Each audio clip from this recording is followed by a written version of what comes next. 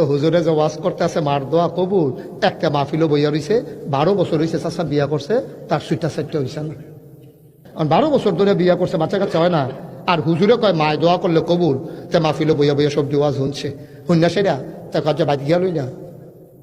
হুজুরে কয় কমলা মালটা খাওয়াই, তা মালটা খাওয়াই, আনার খাওয়াই, আঙ্গুর খাওয়াই, নতুন নতুন সিজনে কান্দির ভার তাই না খাওয়াই, এবিটি দোয়া করলে দোয়া কবুল হইলে 12টা বছর যা বাচ্চা কাচ্চা হইল না, এবিটি কিনা করে কত দোয়া করলে সমস্যাটা কি দেবির আজ বাদ গিয়া লই না। তা মাহফিল তো খুব সেটটা গিয়া ঘর গিয়া ঢুকা মা কয় কি তারে কয় না গাইছের ফিসা বুঝলি তুই কইয়া গেল এবার এই তুমি বিলে দোয়া করলে দোয়া কবুল, তা আমি 12 বছর দিছে বিয়া করলাম, একটা বাচ্চা কাচ্চা হইল না, তুমিও দোয়া করলাম, তোমার দোয়া করতে সমস্যাটা কিন্তু তোমার আঙ্গুর খাওয়াই না, তোমার মালটা খাওয়াই না আমি, তো আমার কিন্তু দোয়া করলে তোমার সমস্যা, তোমার এত এত এফিলিয়ে ফানা করে দিতে তুমি তুমি কিন্তু দোয়া করতে পারো তুমি। মাই কয় ফুতরে আসলে আমিও দোয়া করলাম না, আল্লাহও দিল না, আচ্ছা টেনশন করে ইচ্ছা আচ্ছা দোয়া শুরু হয়ে যাবে তাহাজ্জুদের পরে, সুবহানাল্লাহ না।